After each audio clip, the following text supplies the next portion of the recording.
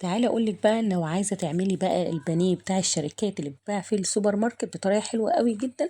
هقول لك على الطريقه، بس ما تنسيش تعملي لايك وكومنت كده حلو زيكم وتصلوا على الحبيب المصطفى عليه الصلاه والسلام. انا هنا جبت نص كيلو من الفراخ او صدور الفراخ زي ما انتم شايفينه كده. بروح جايباه مقطعاه مربعات صغيره كده عشان لما اجي افرمه يبقى سهل عليا فرمه في الكبه. لو في اي دهون في اي حاجه بشيلها عشان خاطر ما تبقاش ايه، يعني عائق معايا في الفرم. بعد كده هو بجيب بقى الكبه بتاعتي وابتدي ان انا انزلهم في الكبه. هبتدي ان انا افرمهم الاول فرم كده، بحيث ان ينعم معايا، مش ينعم قوي لان انا هفرمه تاني فرمه لما اضيف ليه بطاطس. بجيب بطاطسايه كده مسلوقه، يعني مش كبيره قوي، واسلقها سوا كامل وتكون بردت خالص، ما تكونش سخنه وتكون بردت. ابتدي ان انا اقطعها كده واحطها مع البانيه او مع صدور الفراخ واطحنها طحنه حلوه قوي، يعني بحيث ان هي الفراخ ايه، تدخل في البطاطس او تتهرس جامد. بجيب بقى تتبيله الشاورما دي من ماجي وبحطها حلوة قوي وطعمها حلو وريحتها حلوة جدا. هنحط توابل ايه؟ هحط فلفل اسود، هحط توم باودر، بصل باودر، بابريكا، هحط توابل بتاعة الفراخ دي بتخليها وبتنكهها وتخلي طعمها حلو قوي قوي قوي. من كل حاجة معلقة صغيرة. واروح بقى ايه، حاطة الحاجات بتاعتي ديت. ولسه مش هحط ملح عشان خاطر انا مش متأكدة الملح بتاعها قد ايه. حطيت كمان معلقة من الهريسة او الفلفل الاحمر. وهبتدي احط معلقه صغيره من البيكنج باودر عشان خاطر احنا عايزينها ما تبقاش مكتومه معانا. تمام كده اهوت. وهبتدي ان انا ايه، اضرب كويس جدا المكونات بتاعتي ديت وانزل الجناب واحاول ان انا ايه اضربها. بحط بضايه مع الخليط بتاعي دوت عشان خاطر ان هو تمسك لي العجينه بتاعتي ديت. بعد كده هوت لو لقيت ان العجينه معايا طريه جدا بزودها معلقتين ثلاثه من البقسماط او فيجيتار اللي عندك اللي تحبيه حطيه. بس هي تمسك نفسها. حبيت ان انا اتاكد من ملحها، حطيت شويه من الملح، بسيطه ما تكتريش. بس كده خلصت العجينه معانا بمنتهى السهوله. بجيب بقى اي صينيه وكيس بلاستيك وادهنه دهنه بسيطه من الزيت وانزل بالخليط بتاعي دوت على الصينيه وابتدي ان انا افرده فرده كويسه جدا بين كيسين. يعني احط كده الخليط وبعدين هنزل عليها كيس بلاستيك مدهون بزيت وابتدي ان انا افرد على قد ما اقدر.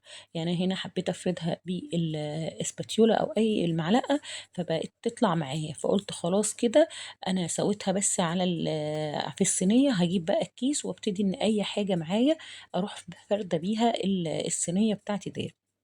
واتاكد ان ما تبقاش حته عاليه وحته واطيه، حته تخينه وحته رفيعه عشان تطلع كلها سمك واحد.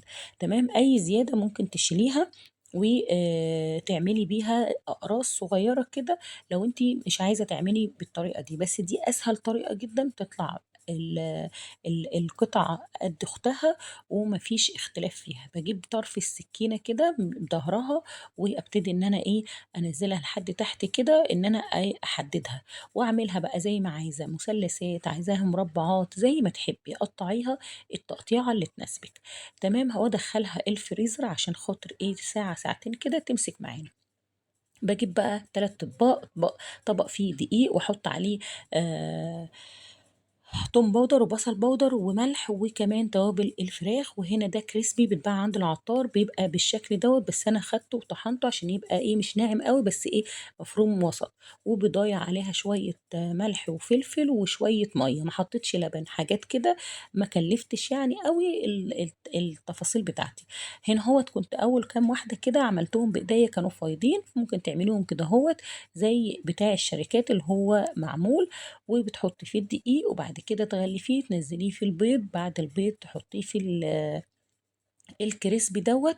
حلو قوي ولونه حلو. انا نسيت اقول لكم ان انتوا ممكن تحطوا رشه من الكركم عليه او الكاري. حلو قوي بيديله لون ذهبي، مع ان هو الكريسبي لونه حلو كده زي ما انتوا شايفينه اصفر، حلو جدا.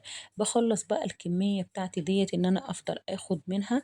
ما احطهمش كلهم مره واحده في الدقيق وبعدين اخدهم مره واحده في البيض، لا احط واحدتين ثلاثه كده في الدقيق، ومن الدقيق للبيض ومن البيض للكريسبي، اخلصهم واشكلهم واروح حطاهم في الصينيه التانية عندي. في الوقت دوت انت ممكن بعد ما تخلصي تدخليهم تاني الفريزر يجمدوا معاكي، بس انا طبعا عشان بشتغل على طول فانا بضطر ان انا ايه اعمل كل حاجة مرة واحدة. بس انا بقول لك الحلول، يعني انت ايه خديها ورجعيها تاني الفريزر آه في الصينية لحد ما تجمد معاكي، واول ما تجمد تبتدي ان انت تحطيها في الاطباق.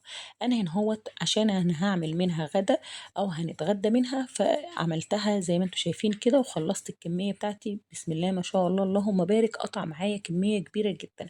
بصي حدث ولا حرج بقى، وعدي من هنا زي ما انت عايزة، وتقدري ان انت تصغري القطعة، تقدري تعمليها اكبر، تقدري زي ما انت تحبي تعمليها اعمليها. بصي هحط بقى في الاطباق وبين كل يعني راق وراق هحط كيس في النص عشان خاطر ايه ما يلزقوش في بعضهم. ما تكتريش في الاطباق، اعملي على قد الوجبه اللي انت هتستخدميها، بحيث تطلعي الطبق هو هتستخدميه مش هترجعيه تاني الفريزر. تمام. والباقي دولت انا عملت منهم طبقين كبار، والباقي هبتدي ان انا اعمل منهم اكله كده نتغدى بيها. تمام. هابتدي بقى ان انا احمرهم، اكون جايبه زيت سخن جدا واحطه على النار، لازم يكون سخن، وابتدي انزل البانيه بتاعي او الناجتس اي سموه زي ما انتوا عايزين. يعني هو حلو قوي وطعمه حلو قوي والولاد هيحبوه جدا جدا. ما تقلبيش فيه كل شويه، يعني سيبيه كده بتاع دقيقتين تلاتة لحد لما تلاقيه ان هو ابتدى خد لون من تحت، اقلبي على الناحيه التانية. تمام. ما تنسيش ان احنا يعني عاملينه ما دخلناهوش الفريزر، لو انت دخلتيه الفريزر استنى عليه دقيقتين تلاتة او الخمس دقايق وبعدين حطيه في الزيت السخن، مش هيقول لا. تمام. اول بقى ما يحمر معاكي كده ويبقى لونه ذهبي كده زي ما انت شايفه ومحمر، تبتدي تطلعيه، هتشمي ريحه وانت بتحمريه قسما بالله عيالك هيجروا كده وراكي هياكلوه من قبل ما تعمليه سندوتشات ولا اي حاجه. هنا هو كنت خلصت بقى الكميه زي ما انتم شايفين اللهم بارك، كميه حلوه قوي، وهتوفر معاكي في وقت الدراسه ان انت تطلعي وتعملي سندوتشات بيها. عايزه اقول لك ريحتها حلوه قوي، طعمها حلو جدا جدا، جربيها هتعجبك ان شاء الله. والباقي بقى دخليه الفريزر وطلعيه وقت ما تحبي. لو وصلت لحد هنا بتتفرجي على الفيديو اتمنى منك تعملي لي لايك وكومنت كده حلو زيكم، وتشجعوني وتدعموا صفحتي مطبخ ملك على الفيس وكمان على اليوتيوب، وتقولوا لي بتتابعوني من انهي بلد.